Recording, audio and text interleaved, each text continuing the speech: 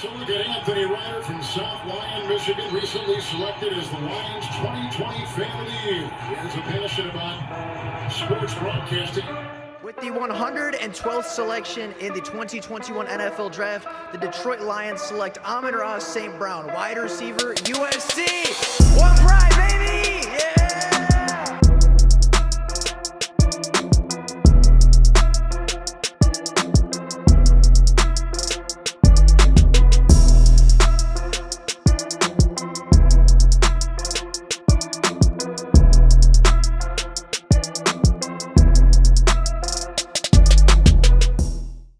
What is going on, everybody? Welcome back to another Detroit Lions video. Now, the Detroit Lions have added a lot of talent over this offseason, right? Almost every position you look at throughout the Lions roster right now has a good amount of talent and a solid amount of depth that's going to lead to a lot of competition come training camp.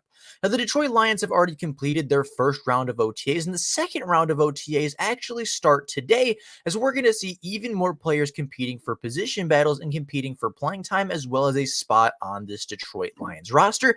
Today, I wanted to take a look at those position battles. I wanted to take a look at, as we get into OTAs, as we get into mandatory training camp and mandatory mini camp, what position battles are going to be the most important and what players are going to be competing for those positions for the entirety of the summer and the preseason. So, with all that being said, let's get right on into taking a look at the Detroit Lions' biggest camp battles going into the 2023 NFL preseason.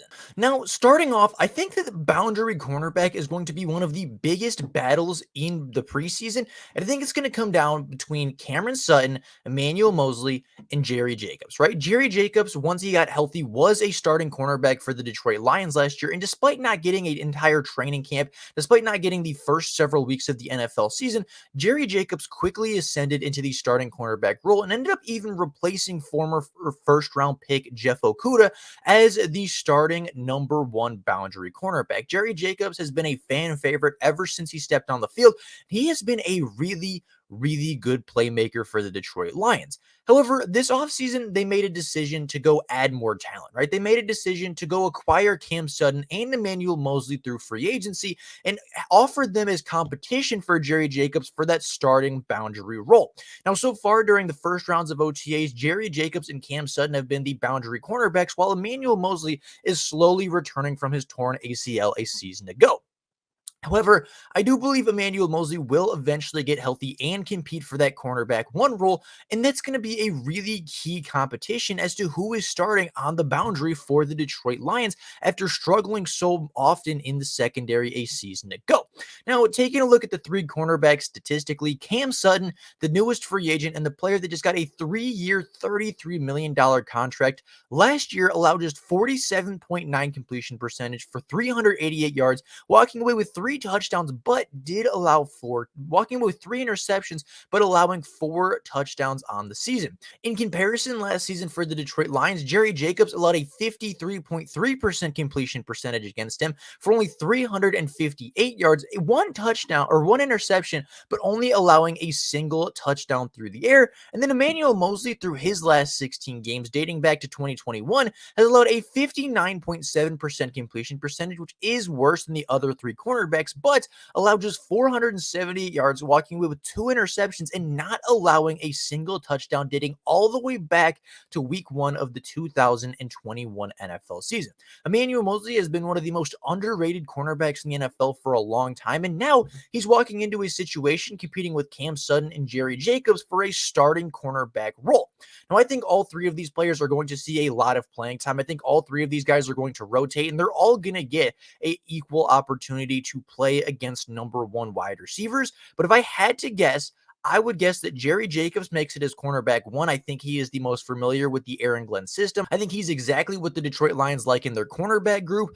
I think he is going to be the number 1 cornerback, but I think Cam Sutton's going to push him for that. Cam Sutton is a little bit more of a veteran, has a little bit more experience in the NFL, has found a little bit more success in the NFL. Obviously, you just paid him a massive contract, which is going to have some implications into how much that he's playing to earn that contract.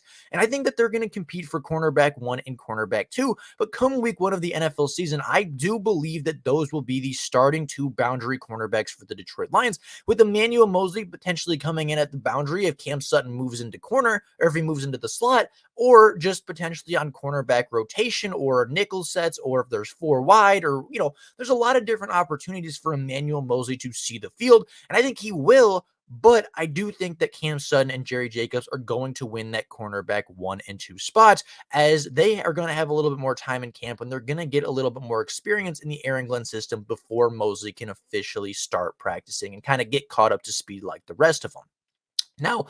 Now, another battle that I think is going to be really, really important this offseason is going to be the tight end battle, right? You have Sam Laporta, the second round pick. You have Brock Wright, the veteran. And then you have James Mitchell, a player that is going into his second year after being drafted relatively high 2 drafts ago and was really good when he was on the field last season. Now, again, comparing these 3 prospects, starting off with Sam Laporta, your most recent second round pick, being an elite wide receiver, having top tier yak ability, and having the ability to stretch the field and be an extra wide receiver essentially on almost every single route that he's running. He is very much in the mold of a Darren Waller. He's very much in the mold of a George Kittle or a Travis Kelce, where, yeah, he's officially a tight end, but he's really a wide receiver, right? He's going to create separation versus every single linebacker. He's going to be faster than a lot of big linebackers. He's going to be bigger than a lot of safeties. He's going to be a complete mismatch through the air. And I wouldn't be surprised if Sam Laporta sees 60 to 70 targets this season, because he's that much of a matchup problem and that big and that elite of a receiving prospect at the tight end position. Now, he doesn't have a clear path to the starting position, right? Brock Wright is a veteran. He is the most proven wide receiver. I think he's the wide receiver or the tight end with the most chemistry with Jared Goff so far. And I think that is a big part as to why Brock Wright might have a shot at this battle. I think he is the best blocker, although it is close between him and Sam Laporta. And I think he's the most proven, right? He's the guy that has the most receptions, has the most yards, has the most touchdowns in this tight end group. And I think that's going to be a big part with Jared Goff, right? Having that chemistry already built is going to be easier for them to connect in the preseason and in the early stages of the year than it is for Sam Laporta to build a new chemistry with Jared Goff, right? And then, of course, James Mitchell, a second-year player, a field stretcher, a really dynamic athlete at the tight end position, and had a 100% catch rate last season as he was targeted 12 times for 12 receptions, over 100 yards, and a touchdown on the year. Now, Mitchell didn't get a lot of production in the season as he was injured very early in the year and then didn't really have that chemistry late in the year. But on his 12 targets, he did have 12 receptions and did make a very positive impact for the Detroit Lions after TJ Hawkinson had left the building.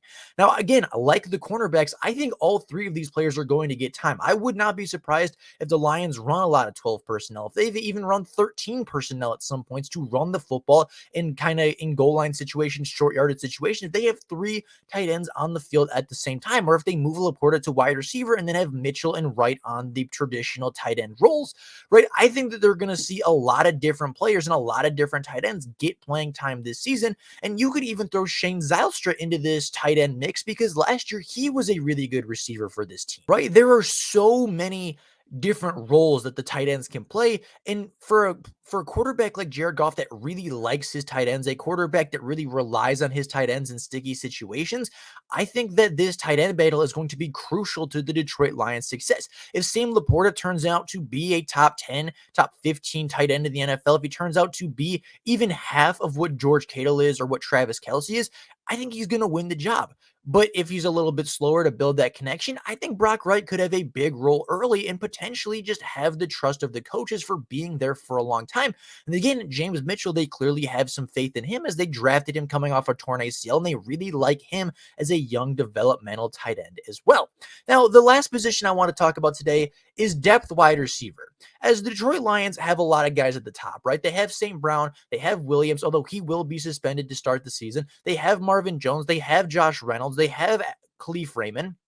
And I would even argue that, especially to start the season, Tom Kennedy is going to be a shoe-in to make the roster until Jameson Williams returns. That leaves the Detroit Lions with a tough decision of wide receiver 6. Do you go with 7th-round pick Antoine Green, who has a little bit more size and speed and has a little bit more of that Marvin Jones to his game? Do you go with Maurice Alexander, who's got more of that kick and punt return, more of the, quick game and kind of a more explosive wide receiver? Do you go with Chase Cota, the undrafted free agent that you gave an actual signing bonus to, as he is kind of the more traditional fit of what the Lions like at wide receiver, especially at the X? Or do you go with camp standout Dylan Drummond, a player that is from Eastern Michigan, a hometown kid, and a player that wasn't originally signed as an undrafted free agent, but showed out at the Detroit Lions rookie minicamp and ended up getting a UDFA contract? Now, taking a look at the 3 wide receivers specifically, I don't think Maurice Alexander has a clear-cut shot at this position. I think the thing that sets him apart is his kick and punt return ability, but now that you have Khalif Raymond, who has really taken that role and flourished in it, you have obviously Jahmyr Gibbs, who is going to have a role, as rumors have been swirling that he's going to be on special teams, as well as a lot of other players like Starling Thomas, who's going to compete for that role. I don't think Maurice Alexander separates himself as a wide receiver to the point where he can take up a 6th wide receiver slot on the Lions roster. Now, there are 3 players that I think really have a shot at this position, right? First one being Antoine Green, your 7th-round selection from North Carolina. A 6'2" wide receiver, runs in the 4.4s, has really sneaky good hands, is kind of a sneaky good route runner, and despite going in the 7th round, is truly a talented football player who reminds me a lot of Marvin Jones Jr., as he was a 5th-round pick coming out of California several seasons ago. Now, he, I think, is going to make the roster. I think he will win this camp battle, but I don't think that Dylan Drummond and Chase Cota are going to make it easy. As I said, Dylan Drummond was a camp standout. He was invited to rookie minicamp on a tryout basis and has been really impressive throughout OTAs and was incredibly impressive, arguably the best player on the field of the UDFAs at rookie minicamp among the wide receivers. He ended up beating out several other players that they originally signed as UDFAs and ended up making the initial 90-man roster. I think he's going to give Chase Cota, I think he's going to give Antoine Green everything they can handle in the preseason, and he might end up on the active roster. And if not, I think we'll absolutely end up on the practice squad of the Detroit Lions. Now, then you get to Chase Cota, a 6'4" wide receiver, very much in the mold of a DJ Chark, very much in the mold of the Tyrell Williams, in a way that Dylan Drummond and Antoine Green are not. He has 2 to 3 inches on both of them. He's got a couple pounds on both wide receivers and just kind of has that traditional long wide receiver frame. He has the great size, the great speed, and fits the Brad Holmes model of what he's liked at X wide receiver over the last couple of seasons. Now, I think that is going to give him a little bit of a boost as far as whether or not he's going to make the roster. And I think that he can. I think he's a really good yak wide receiver. I think he's a really good playmaker in space. And he is a big play threat like Dylan Drummond and like Antoine Green were at the collegiate level. And I think all 3 of these wide receivers are going to be competing for that 2nd or 3rd string X wide receiver, right? Dylan Drummond and I think Antoine Green can work in the slot okay. They both did it in college and did it at a fine level, but at the next level, you want a 6'1", 6'2" wide receiver to probably be more of a boundary guy than an interior player. And then same thing with Chase Cota, right? He's a 6'4" wide receiver. He's that traditional X. You're not going to play him in the slot. So they're competing with Josh Reynolds and probably Marvin Jones Jr. for that number 1 X wide receiver. I think one of them is going to stick on the roster as the potential number 6 overall pick. Now, again, I think this is going to be Antoine Green. I think they're going to kick Chase Cota and Dylan Drummond to the practice squad, as I think Antoine Green has a little bit more slot versatility, as well as being a player that they actually ended up drafting. So I think that puts him slightly ahead of where the other 2 are. But I think all 3 of these wide receivers have a very equal shot at taking it. I would be very interested to see how the wide receiving competition shakes out over the next couple of weeks and even months going into the NFL preseason. So with that being said, that is all I have for you guys today. What competition do you think is going to be the biggest impact for the Detroit Lions in 2023? How do you think the cornerbacks and wide receivers and tight ends are shaking out? And what other camp battles are you guys looking forward to watching and hearing about as the offseason continues to progress? I'm very curious what you guys have to say. And of course, if you enjoy the content, make sure you go down below and subscribe to the channel. It helps us out a ton. And if you hit the bell notification, you can never miss a Detroit Lions upload. But with all that being said, that's all I got for you guys right now. Thank you all so very much for watching. And until next time, and as always, go Lions.